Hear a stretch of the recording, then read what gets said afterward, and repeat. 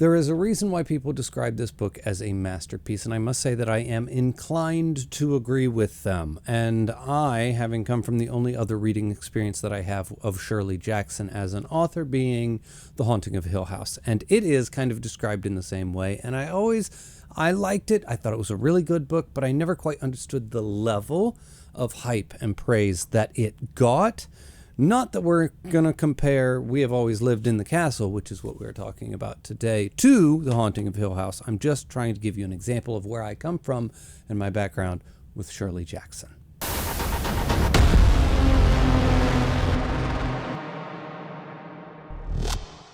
And all of that preamble is really just a long-winded way of saying this book is truly amazing. It is doing something very special with storytelling in a way that really touches a lot of, pushes buttons as you're reading it and kind of gets under your skin as you're going, because it's just such a series of strange events kind of wrapped in a mystery that's not even a mystery, if that makes sense. But really, underneath everything and all the way down to the core of it, what it really is it's a character study on Merricat and who she is and what she is.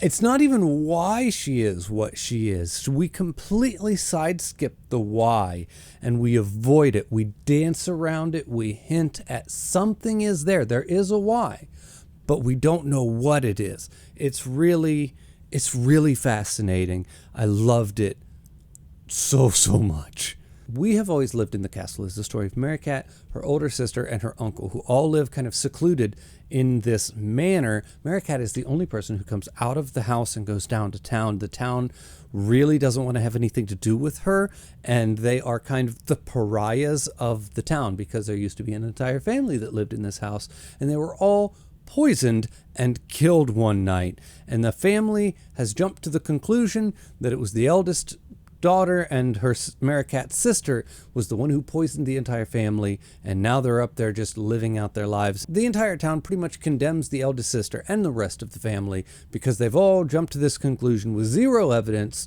just simply because that's the idea that they have. It's like a small town. Pretty typical small town stuff.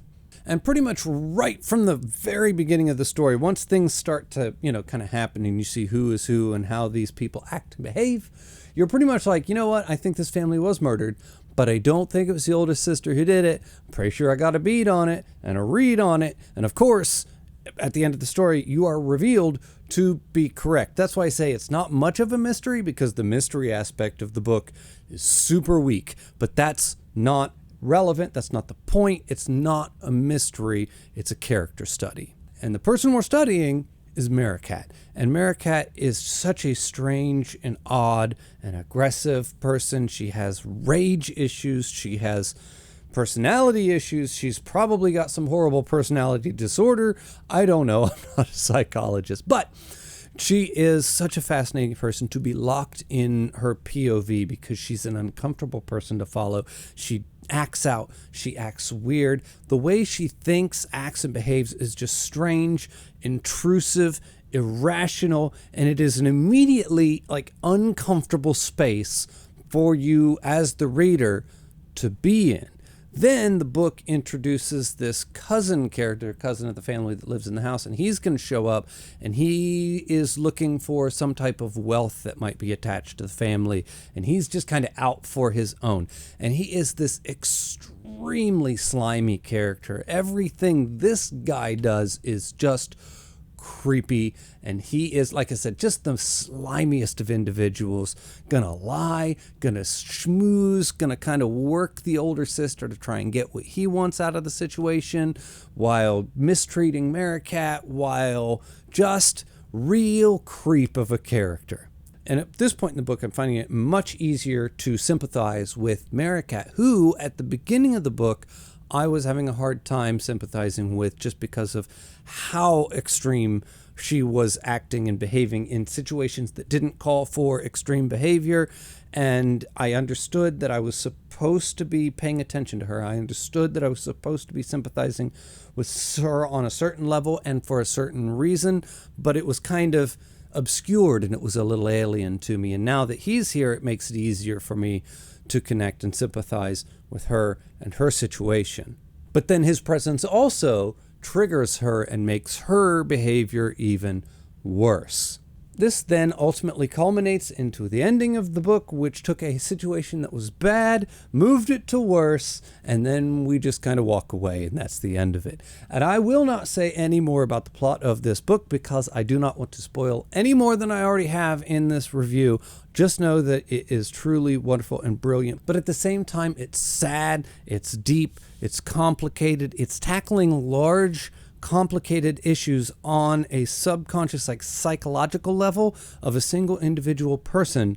And it won't even tell us the reason why. It's hinted at that there is a reason why she is the way that she is, but it never explicitly tells us why, which I think I would argue is the most brilliant part of the entire book, because when you think you're going to get it, they walk away from it. She won't go there narratively, and it allows you to go anywhere you want with it. You can create any idea or backstory that you can imagine. You can pin any event or trauma or trigger, or you can attach anything you want. It could be as little as you want it to be, or it can be as big or as grand as you want it to be, because that's not the point. The point isn't the trigger. The point is the person, who she is now and what she is and how she functions, and whether or not that's right or wrong isn't the point. It is just trying to exist in this bubble that is Merricat in this situation that we find ourselves in. If that makes any sense whatsoever, I feel like I'm rambling like a crazy person. I can't tell if I've told too much or not enough. It was really good though, and it will have you thinking and mulling over it, and it will really get the wheels turning. This is one that I will probably think of for a while to come, just because it is such a tantalizing peek inside the mind of a person who may have a bad background, may not. Who knows? She might just be a crazy person. I doubt that, but just saying, that's an option.